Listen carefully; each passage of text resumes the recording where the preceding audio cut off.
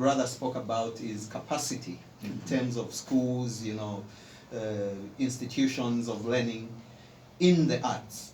That is very, very important, because if you're going to be a movie director, if you're going to compete with Denzel Washington's directing, you have to acquire a certain kind of knowledge. Yes. So it's very, very important that we begin to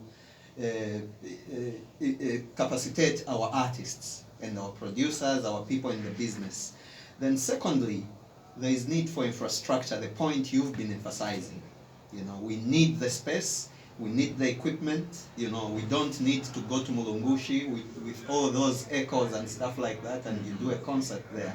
I remember when Salif Keita came, we went to watch him at the government complex.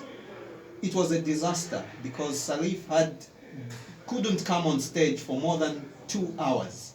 Why? Because the engineers had problems with doing the sound. Okay. That is a hall that is for meetings. Okay, yeah. So it's not purpose built. Yes. Yeah. We need the infrastructure. Third, which should have been the beginning, it's policy. We need specific policies to do with the arts. For example, if there's a policy to say corporate institutions cannot pay an artist below a certain amount of money, if that is government policy, people are going to respect it. The same way we have a minimum wage. Yes, exactly. All those things come with policy. And it's coupled with my fourth point, the fourth pillar, which is to formalize the jobs, formalize the trades. Today, a musical producer cannot say, I have a job, because it's not formalized, it's not recognized as a trade under Ministry of Labor. Okay. So as long as we are seen as an informal sector, there's very little that is going to come our way. We are going to be a by the way as artists, as we have seen with this 30 million. To me, it's a by the way. It's something that somebody just thought that, okay, just give them catheti. Yes. Okay. And mind you, money has never been a problem in this country. Money has never been a problem in this country. The problem has been management of that money. We have more than abundant resources in this country. We have the best copper mines, some of the largest reserves in the world. We have some of the best emeralds on earth. And now we have gold, we have wildlife, we have mukula, but where is that money going? Where has that money been going for us now to just receive this catheti, all of a sudden? So it means money has always been there. If you look at successive Auditor General's reports, they'll tell you that there's been misappropriation of fund, late payments. To me, that is blatant theft of public resources, and these are the resources that should have been benefiting the arts sector. So we cannot detach, certain things that are happening and ignore the fact that because we've been given 30 million, the rest of the things cease to exist. Like Tivo said, our focus remains the same. The things we've been fighting for, if it's activist artists, for example, because I know they've been targeted a lot by the authorities, they are focused. They know what they've been speaking about, accountability in government, issues of corruption. Okay. If you are in a corrupt system, how are you as an artist going to do your business without having to corrupt somebody?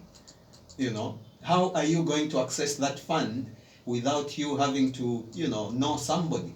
Already we know that certain musicians have gotten relief packages, Individually? Yes, we know, we have that information, but, those are things that are under the carpet unless you know somebody. So as long as systems don't change, Andre, you can give artists any amount of money, whether it's a loan or a grant. Believe me, it won't do anything. It won't change until, the whole picture begins to change. It's like, for me, I look at it as a father who has, bought mealie meal today, and he's all over the house now saying, hey, I've bought mealie meal today for you children. You know, this is me, your father. I've bought mealie meal. You, if you don't do this, you're not going to eat. You know, so for me, I look at that as simplicity in our style of leadership. Wow. Well, that's an interesting take. But you've also raised something about, now, or at least you've put it that the playing field isn't so level, if I can put it that way, that while others are lining up with their proposals, hopefully, accessing this fund, others are already receiving personal relief, from their connections, if I can put it that way. And it's no secret that some have had to, go all the way up to, State House, and interact with the head of state, or indeed at the ministerial level. They have their friends and they have their networks. But does it have to always be that, we run to the president? Does this mean that there's a failure of, delivery or execution through, the bodies that exist, and even the line ministry that is concerned with this? Why does the head of state have to play a part in something like this? Well, if it's not... I'm sure he's too busy running a country, and now you have to make time to meet the artists over no work. Where are the ministries? Where are the bodies? Is there something wrong there? Well, I don't know how they run in government, but like you rightly put it, I don't think it should even be a head of state coming to announce that I've given artists 30 million. It's supposed to be some director, some small director within, the ministry, if those are, if normacy was the order of the day. But as it is, we are living in a country where, our politicians want to be worshipped. So when they give you 30 million, it's like it's come from their pockets. It's come from their farms. Let's be very clear. And this must be emphasized. This is not money coming from the minister's pockets or the president's pockets. This is taxpayers' money. If it came through COVID donations, it's state funds.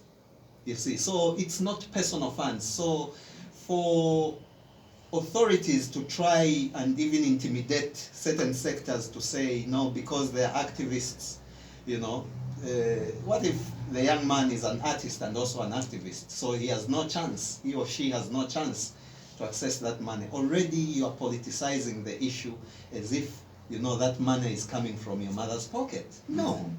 Let's respect the country's resources. Let's respect the people that pay taxes, and deliver. The problem is that people have not been working, you see. And I want to submit, Andre, that most of our development not just in Zambia, but most third world countries, if you noticed, it's campaign related. It's tied to you maintaining your stronghold in your office, So we knew, for example, that close to elections, we are going to see a lot of, youth empowerment funds, this and that, Yes.